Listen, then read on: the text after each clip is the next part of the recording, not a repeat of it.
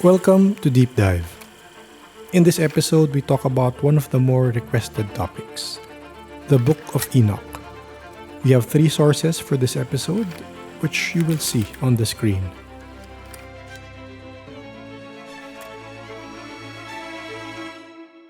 Kumusta?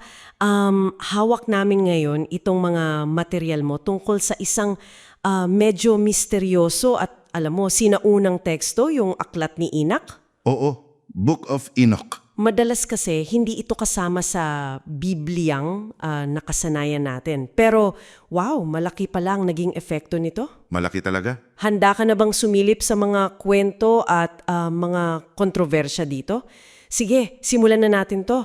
Susubukan natin kunin yung pinaka-importante para sa iyo mula dito sa mga analysis na to. Tama.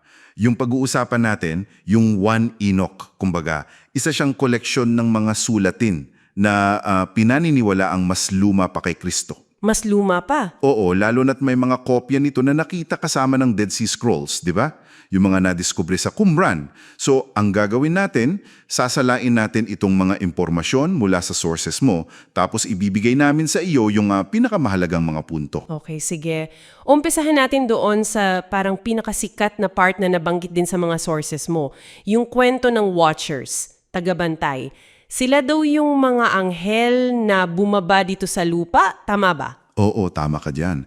Ayon mismo sa 1 Enoch, itong mga Watchers na ito, pinungunahan daw nina Shemiyaza at Asael, minsan Azazel ang tawag, hindi lang sila basta bumaba. May ginawa pa sila. Meron, nagturo daw sila sa mga tao ng mga ipinagbabawal na kaalaman, parang mga sikreto. Ano yun? Like, anong klaseng kaalaman? Mga ritual daw, pagbasa ng bituin, astrolohiya, tapos paggawa ng armas, pati pampaganda. Grabe, di ba? At ang mas matindi pa raw, ayun, nakipagtalik sila sa mga babaeng tao. Wow! Teka, mga anghel yon, tapos may hahigalagari sa tao? Yun ang sabi sa 1 Enoch. Medyo shocking, di ba? Grabe! At dyan nga pumasok yung mga tinatawag na higante o Nephilim. Oo, sila na yun. Yung mga naging anak nila. Anak ng Watchers at ng mga tao. Tapos sila daw yung nagdala ng gulo. Kaguluhan, karahasan sa mundo. Dito parang lalong nagiging interesting eh. Paano nag-respond ang langit dito? Anong ginawa? Well, ayon sa aklat, ito daw yung isa sa mga malalaking dahilan kung bakit nagkaroon ng malaking baha. Yung Great Flood. Dahil sa kanila. Isa raw sa mga major reasons. Yung mga Watchers mismo, pinarusahan. Iginapos daw sila, tapos ikinulong sa ilalim ng lupa. Hanggang sa araw ng paghuhukom, parang ganon. Nakakulong sila hanggang ngayon. Parang ganon ang implication. Tapos, yung mga espiritu naman ng mga higanteng namatay, kasi nga halo sila. 'Di ba? Ang sabi, naging masasamang espiritu sila o demonyo na nandito pa rin, gumagala sa lupa. Teka muna, si Enoch, yung pangalan ng aklat, nasan siya sa lahat ng ito? Anong papel niya? Ayon, gudang tanong.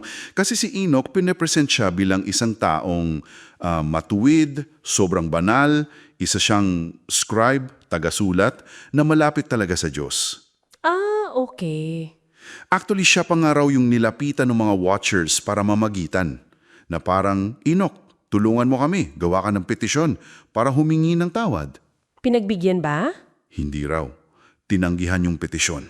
Tapos si Enoch din daw inakyat sa langit. Nakita niyo yung mga hiwaga doon. Talaga? Ano nakita niya?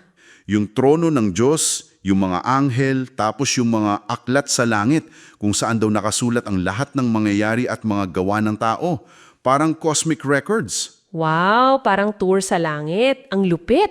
Oo, parang ganun nga. At ang galing dito, yung mga description sobrang detalyado. Lalo na yung sa trono ng Diyos. Sabi ng iba, may hawig daw ito sa tradisyon ng Merkaba mysticism sa Judaismo. Yung parang mystical journey papunta sa Diyos. Nabanggit yan sa isa sa mga analysis na kasama sa sources mo. Okay, gets ko na. Pero kung ganito pala ka-rich, ka-detalye itong aklat na to, bakit nga ba hindi siya naging standard? Bakit wala siya sa karaniwang Biblia, sa tinatawag na canon? Maraming posibleng rason dyan na tinalakay din sa mga material mo. Isa na, syempre, yung mismong idea na anghel makikipagtalik sa tao. Napaka-kontrobersyal niyan noon pa man.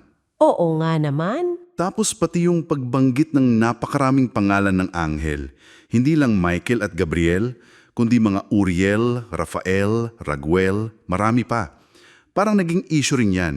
May mga council ang simbahan like yung Synod of Laodicea na parang nilimitan yung pagkilala sa mga anghel para daw maiwasan yung maling pagsamba.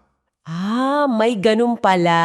Oo. Tapos kahit sa Judaismo, may mga rabing tumutol din like si Simeon ben Jochai. Sabi niya, hindi daw anghel yung nasa Genesis 6. Mga tao lang daw yun na may kapangyarihan.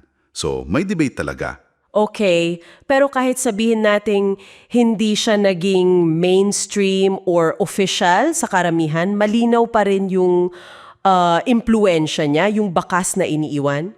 Sobrang linaw. Sa bagong tipan mismo, alam mo ba, sa sulat ni Judas, may halos direktang pagbanggit o sipi mula sa 1 Enoch. Tungkol yun sa paghuhukom sa mga anghel na nagkasala. Talaga? Nasa Biblia pala?